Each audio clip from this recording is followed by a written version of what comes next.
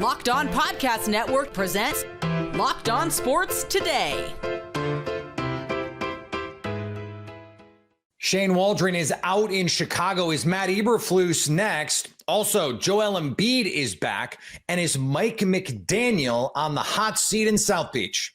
Today's episode is brought to you by FanDuel. Place your first $5 bet and you'll get started with $150 in bonus bets guaranteed. Visit FanDuel.com to get started. I'm Peter Bukowski, starting your day with the can't-miss stories and biggest debates in sports. You're Locked On Sports Today. Searching all major sports. Found. Let's start with the biggest story. After a disappointing loss to the New England Patriots over the weekend, our pal Lauren Cox from Locked On Bears said something's got to change. Matt Eberflus and the Brain Trust in Chicago agreed. Shane Waldron, the offensive coordinator who Eberflus hired before the season, is out after 10 games. Lauren Cox from Locked On Bears, the aforementioned, joins me now. And Lauren, this is not a particularly surprising set of circumstances, considering when Eberflus was asked about this the other day, he refused to give any sort of seal of approval on Shane Waldron, although he was asked about Caleb Williams. There was apparently some veterans, according to reports, in the locker room who thought there did need to be a change at quarterback. What is your reaction, though, to this? Yeah, I was surprised that he pulled the trigger on a straight firing. I kind of thought that they would move the chairs around a little bit and say, okay, maybe take play calling duties away here and put somebody else in a spot there. But the fact that Eberflus fires Shane Waldron here feels like the beginning of the end of his tenure in Chicago, because they're not going to let him pick a third offensive coordinator next offseason, right? There's no way he gets another shot at this. So all of his eggs are in Thomas Brown's basket, that if he can look like a competent offensive coordinator, he can save Matt Eberflus's job, but that's a tall task for anybody to step into. And his most recent experience was in Carolina with an offense that did not look great with Bryce Young, except, of course, in the one game against the Packers, their opponent this week, interestingly enough. Lauren, though, this sends me back to last offseason when the Bears decided, when they knew they were going to have the number one overall pick, to keep Matt Eberflus. Does what we've seen since and this move call into greater question the wisdom of that choice? Absolutely. I mean, there was questions at the time, and the questions have only gotten louder here. Now, after last season, Ryan Poles, the Bears general manager, said they were keeping Matt Eberflus for his ability to see the team through adversity and the tough times they'd had the previous 2 years, and the way that everyone held on and held together, they thought, because of Eberflus's leadership. But now, halfway through this year, you're getting more locker room questions. You're getting more grumblings from veteran players. And that foundation that Eberflus seemed to be standing so firmly on is definitely cracking more and more, and making you question how effectively the Bears even read that situation last year. How much of Caleb Williams' struggles, the offense's struggles, the offensive line struggles, can we really hang on Shane Waldron at this point? Because it does seem like he's a convenient fall guy for what is an offense that is in disarray in a lot of different ways. Yeah, it's tricky when you promote the passing game coordinator to be offensive coordinator now.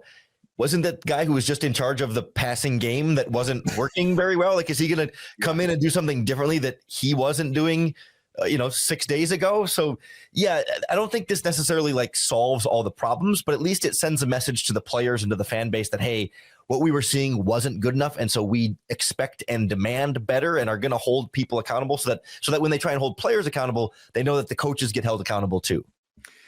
It does, I think, add to context that there were apparently players, this is according to reports, that came to Matt Eberflus and said, we need to make a change here. But isn't there also an element of, hey, don't blame me? Like, is this a CYA move? If you don't know what that acronym stands for, you can Google it. I'm not going to say it on air, but cover your a word that starts with an A for Matt Eberflus, like as a way of saying, look, don't blame me.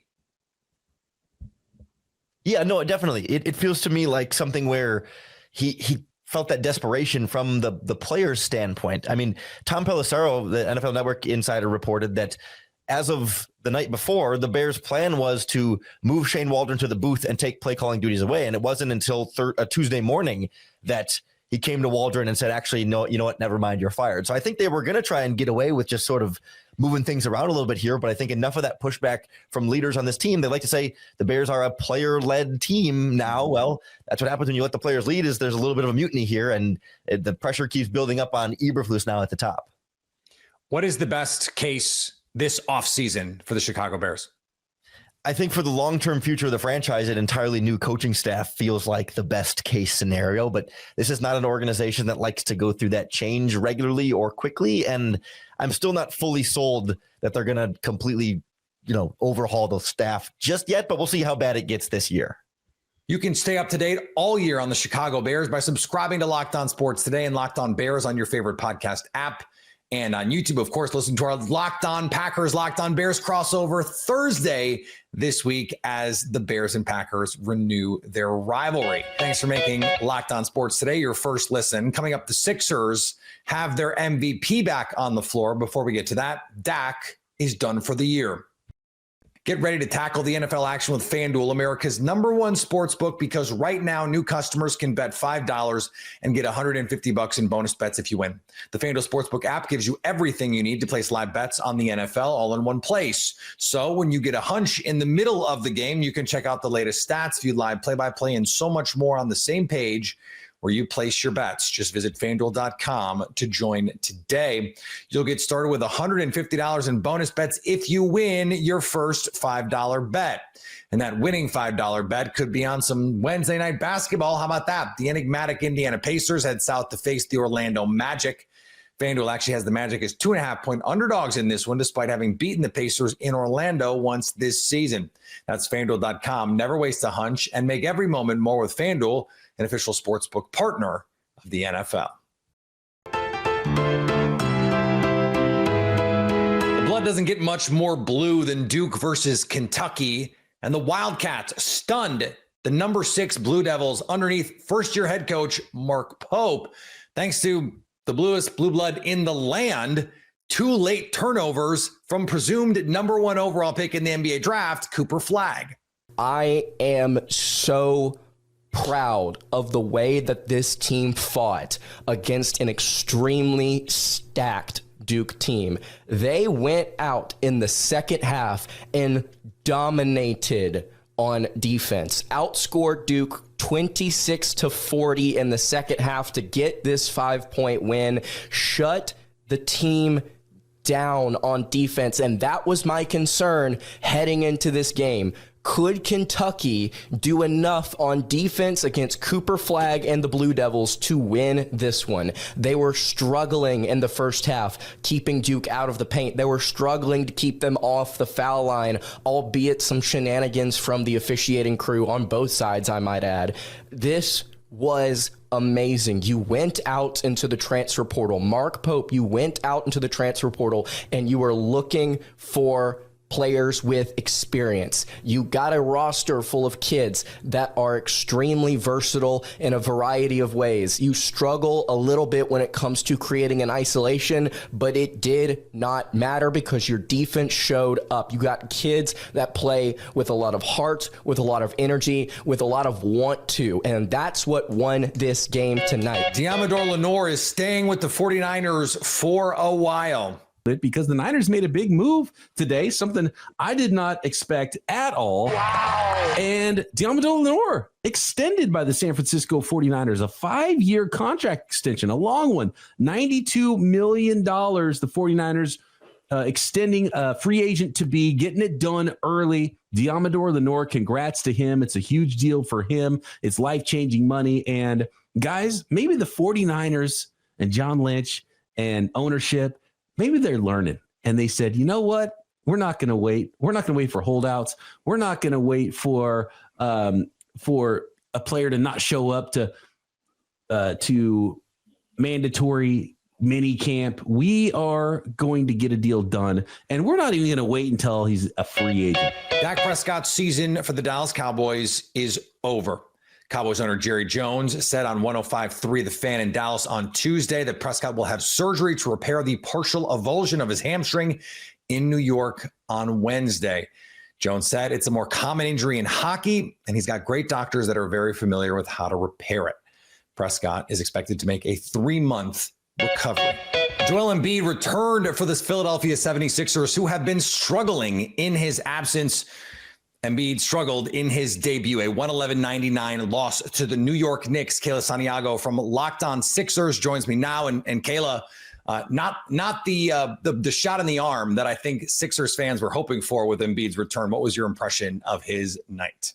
Yeah, not at all. I think a lot of people said, well, finally the 76ers season is truly starting because Joel Embiid is back on the floor. But it kind of went how I expected. Consistently throughout the season, I said you don't want to bring Joel back against a player like Karl-Anthony Towns or any really big center that can defend him. And I know that points in the paint and how Cat defended the paint hasn't been good throughout the season. But you knew that he was going to show up against Joel Embiid because that matchup has been in his head really throughout his entire career. But you look at it, and I understand that Joel has practice and he's scrimmaged, and they're saying he's looked really good, he's dominating. But everybody knows that a practice is so much different than game pace, especially for Joel Embiid, who struggled with conditioning in the past. So overall, he just looked super rusty. He looked really tired. He looked like he was out of place. And it's also a new team, so I do understand that. It's going to take a little bit longer, I think, for him to gel than a lot of people expect. That conditioning has to get out there. I didn't love his shot selection. There was a lot of times where I wanted him to push back on Cat on the block and not settle for the swoop and foul shot. So I looked at it and I wasn't super pleased, but I do know that it is going to get better. But I know a lot of people were expecting, oh, it's going to click the day that he comes back. People, be patient. It will soon enough. Yes, the famously patient Philadelphia sports fans. Oh, I'm yeah, sure. right? I'm sure they'll be all good on that. I think there's an added layer of this too, Kayla, that there has been an increased questioning of Embiid in ways that we hadn't really seen before. The questions about the conditioning. Hey, no, I'm in shape now. I'm not really going to play back to backs. Doesn't that add to the pressure here for Embiid to come out of the gate playing well, especially because, as I mentioned, they're now 2-8. Like, it is going to be an uphill climb in the Eastern Conference. It adds to the pressure. Not only that, you see the Knicks, and we've already seen the Celtics play the Knicks earlier this season. And immediately in your mind, you're saying you don't want to see the Knicks until the Eastern Conference Finals if it gets to that. So you need to seed high in the Eastern Conference. And I understand, right. I don't want to see Joel Embiid get injured, right? I don't want him necessarily playing in back-to-backs. I want him to have some of the Kawhi treatment that we've seen Kawhi Leonard have, and then he goes on to win an NBA Finals in a perfect world. But I think when you look at the Knicks and you see how they play, and also the Boston Celtics, you need to think to yourself, you need to seed high, and how that happens by having Joel Embiid in that lineup. So it's definitely worrisome because they can't go in like they did last year as a play-in team. They need to have a higher seed to avoid that if they want to get out of the second round. This is one of the biggest year of Joel Embiid's career. And no, people, I'm not overreacting. And sometimes that can be an overreaction, and it's been said every single year. But he's starting to come out of his prime in the next year or 2 years. So the time to win is right now. Exactly. And he's getting injured. And Paul George is not necessarily in his prime either. So this is a team that he has to win with. So it's definitely worrisome to me. I look at it right now and say, each and every game, that conditioning has to go up. It has to get better. And they need to figure out how to win games without him, too, because otherwise him coming in on these non-back-to-backs is really not going to matter if they end up falling to a 6 or a 5 seed. The good news for Philly is 29-10 from Paul George on good efficiency. He was 7 of 11 from three-point range. This was supposed to be the missing piece for this Philadelphia team. And we just haven't seen all the pieces together so far, but we have seen some nice things from Paul George. How do you think he's fitting in so far in what is an extremely small sample? I love it because I feel like it's been so many times where the 76ers have had stars like James Harden where it's like, well, I'm going to pass and facilitate, or if I don't get the ball, then I'm only going to score 2 points a game and not go after the rock. PG is so good, not only in the offensive game, but also in the defensive game as well. So seeing him really tonight being able to come out there against what he can do, which is really exciting for me to watch. I look at it now and I say, okay, as soon as Tyrese Maxey comes in and Joel Embiid comes together, he is going to be that missing piece because we've seen Paul George already have games where he doesn't have to be the guy, where he can facilitate, where he can help out in different areas. Yeah, that game winner wasn't the best shot selection, but he did admit that at the end. But tonight we saw a situation where a lot of the times the 76ers would be down with 3 minutes left to go and say, all right, let's bring in some of the guys that don't normally play. We're going to kind of put the the cat in the bag here and the game is over. PG was going up there. He was shooting threes. He was making sure the Sixers had somewhat of a fighting chance, even though they really didn't in this game. So this is what you want to see out of Paul George, where there's nights where he can kind of step back and allow Joel or Tyrese Maxey, if they have the hot hand, kind of go at it. And I think the biggest thing right now is that Paul George is getting a chance. He's already played with Tyrese Maxey, and now it's getting a chance to play with Joel Embiid. And then when Tyrese comes back, he can put it all together with this new chemistry and this new team. Stay up to date on the Philadelphia 76ers all year long by subscribing to Locked On Sports Today and Locked On Sixers on your favorite podcast app and on YouTube. Coming up, Mike McDaniel's seat should feel warm, and not just because he lives in Miami. The Dolphins got a win on Monday night, but remain well behind the pace for the playoffs. As Tony Wiggins and Kevin Ostreicher discuss on a recent Locked On NFL, Mike McDaniel should not feel comfortable right now in South Beach. There was some talk going into last night's game that if the Dolphins lost this game, and Ross Jackson and I previewed this yesterday, that if the Dolphins lost this game, that there were going to be bigger discussions about Mike McDaniel, the coach. Did you think Mike McDaniel had something to prove with this game last night? They ended up winning the game 23-15 against the Rams, who were fighting in that wild division in the NFC West. The Dolphins are now 3-6. Some people think it's good. Some people think, whatever. They ain't going to the playoffs anyway. What do you think about Miami? Yeah, I don't necessarily think they're going to the playoffs. I mean, I guess they can go on a run and win, all their games but one and sneak into that. Because the AFC, there's an opportunity for teams, in a better AFC, we're not talking about the Bengals as a playoff team still, potentially. We're not talking about the Dolphins as a playoff team. There are still some teams that can make up some ground. But I think a lot of people had stuff to prove. McDaniel being one of them. I think that Tyreek Hill had something to prove. I know people kind of been talking about him. Is he the same player? And he revealed he's dealing with a wrist ligament tear. So he went out there, scored a touchdown. Other guys too. I mean, Tua, I'm sure, wanted to prove something. And Miami got the win. Yep. I'm sure they feel like they could play a little bit better. I'm sure Jalen Waddle, and by the way, I lost by 0.04 in fantasy this past week because Jalen Waddle had 55 yards on the first drive and then had 1 net yard the rest of the game. And I lost by 0.04. So shout out to Jalen Waddle for the worst beat I've ever taken in fantasy. But I'll tell you, Miami's a team that, you look at their roster on paper and you're like, that's a pretty good roster. They have a lot of talent on there. But it just hasn't translated. I know you and I talked about this a couple weeks ago about coaches that could potentially be on the hot seat, could potentially be fired. And my surprise one that I put out there, and you had kind of talked about it too, was Mike McDaniel. Absolutely. And I think that if Miami doesn't make the playoffs this season, there's a good shot that they might move on and go with someone else. There is something that stands out watching the Miami Dolphins. With Tua Tagovailoa, this offense is dynamic. Even when they're not getting incredible productivity from Tyreek Hill, Jalen Waddle, and the most explosive stable of running backs in the league. But it also stands out when Tua is not in there, that this offense becomes nearly non-functional. It's one thing to build an offense around a somewhat limited quarterback in Tua, but the Dolphins just paid him like he is a no-doubt star franchise quarterback. Okay, that's one thing. But when, for example, the Green Bay Packers, coming from the same tree as Mike McDaniel and Matt LaFleur worked together, Malik Willis comes in and looks like just another quarterback for the Green Bay Packers. Just another in a long line. And they've won 2.5 games, essentially, with Malik Willis. Whereas the Dolphins have barely won 2.5 games all season.